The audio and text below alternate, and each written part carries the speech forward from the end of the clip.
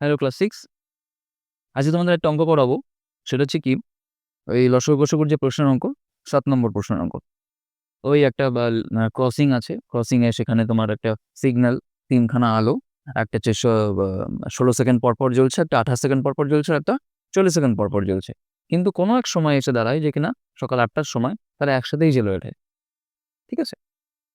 এবার বলেছে, প্রশ্ন চেয়েছে হচ্ছে কি, যদি সকাল ৮ টার সময় তারা একসাথে জ্বলে ওঠে, তারপর আবার কখন ৩ টে একসাথে জ্বলে উঠবে? ঠিক আছে? কারণ আ একেকটা জলার মধ্যে অনেকটা ডিফারেন্স, মানে গ্যাপ আছে, জ্বলে ওঠার টাইমের গ্যাপ আছে। একটা ১৬ সেকেন্ডে জ্বলছে, একটা ২৮ সেকেন্ডে জ্বলছে, একটা ৪০ সেকেন্ডে জ্বলছে। তাই না? তো একেকটা দেখো ১২ সেকেন্ড করে ডিফারেন্স আছে, গ্যাপ আছে। তো ৮ টার সময় একসাথে জ্বলেছিল, আবার কখন জ্বলে উঠবে?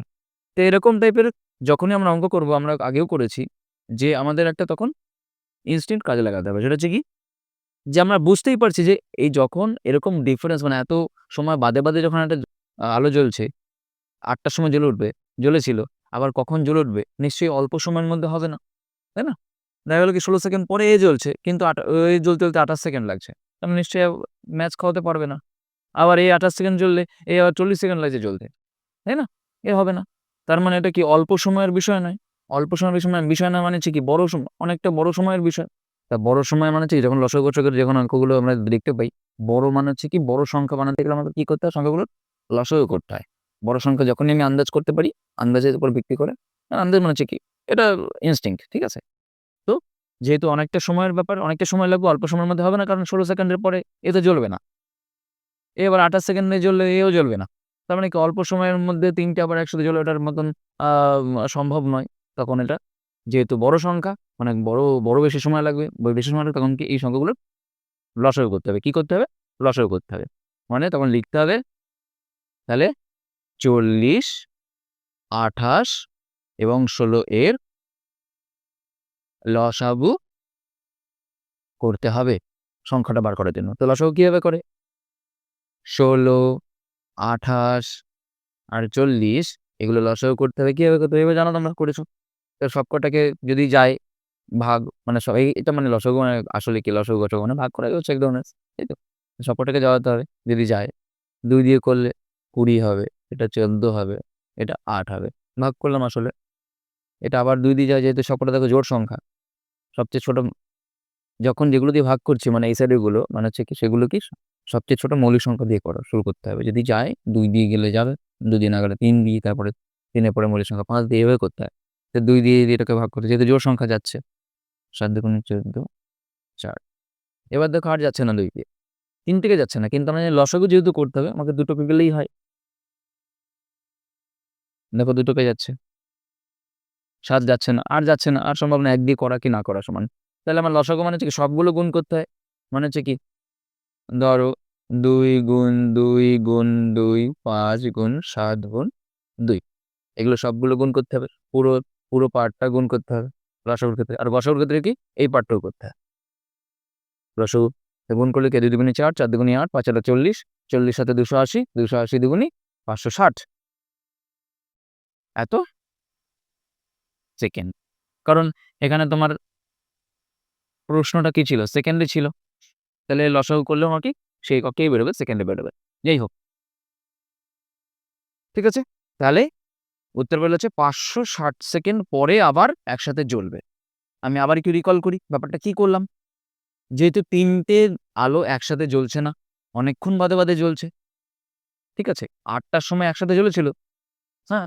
কিন্তু পরে আবার কখন জ্বলবে একসাথে, সেটা বার করতে গেলে নিশ্চয়ই অল্প সময়ের আ ফারাক হতে পারে না। তাহলে কি অনেক বড় সময় লাগবে। বড় সময় মানে হচ্ছে বড় সংখ্যা বার করতে হবে। বড় সংখ্যা মানে হচ্ছে লসাগু করতে হবে। লসাগু যেভাবে করে, যে ৩ টে বা ২ টোকে গেলেই হয়। ঠিক আছে? জোড় সংখ্যা যেটা, এই ২ দিয়ে করলাম। এভাবে করলাম, করে তারপরে যোগ্যটা গুণ করে, মানে সবগুলোকে গুণ করতে লসাগুর ক্ষেত্রে, এই তো এই ৫৬০ সেকেন্ড দেয়। ৫৬০ সেকেন্ড সম্পর্কতে এভাবে তো আমরা বলি না। তখন এটা কি করতে হবে? ৫৬০ সেকেন্ডকে ৫৬০ সেকেন্ডকে ভাগ করতে হবে। কিসে পরিণত করতে হবে? মিনিটে পরিণত করতে হবে। কারণ কি, সেকেন্ড থেকে মিনিটে পরিণত করতে হলে কি করতে হয়? ৬০ দিয়ে ভাগ করতে হয়। ৬০ দিয়ে ৫৬০ কে ভাগ করলে কত হবে? আ ৬ টা ৪৮, ৬ নং ৫৪, হ্যাঁ। ৫৪০ হবে। আর এখানে ২০ সেকেন্ড এক্সট্রা পড়ে থাকবে। ২০ সেকেন্ড এক্সট্রা পড়ে থাকছে আর এখানে 9 মিনিট হয়ে যাচ্ছে। কারণ কি যে কোনো সেকেন্ডকেই যদি 60 দিয়ে ভাগ করো তাহলে সেটা মিনিটে পরিণত হয়ে যায় ভাগফলটা, আর এক্সট্রাটা সেকেন্ডে পরিণত হয়েছে।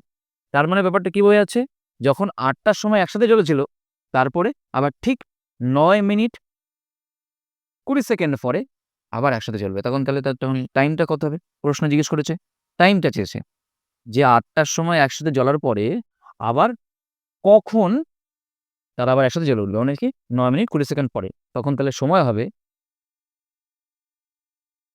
হবে তাহলে কি 8টা, 8টা মানে হচ্ছে কি এটা যোগ, ঠিক আছে?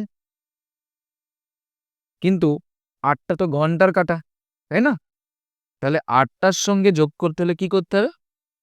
8টা 8 ঘন্টা 0 মিনিট, এর সঙ্গে যোগ করতে বলেছে 9 মিনিট 20 সেকেন্ড,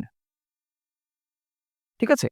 তাহলে যেহেতু ঘন্টায় ঘন্টায় যোগ হয়, মিনিটে মিনিটে যোগ হয়, তাহলে কি এখানে ঘন্টার সঙ্গে দেখলে যোগ হবে না? মিনিটের সঙ্গে যোগ, তাহলে এর যোগফলটা কত বেরোবে? 8 ঘন্টা অথবা টা, 8টা বলছে, 8 ঘন্টা বা টা 9 মিনিট, শূন্যের সঙ্গে 9 যোগ করলে কি 9ই হবে, 20 সেকেন্ড সময় যখন ঘড়িতে সময় হবে তখন আবার একসাথে জ্বলবে। আবার জ্বলবে, ঠিক আছে?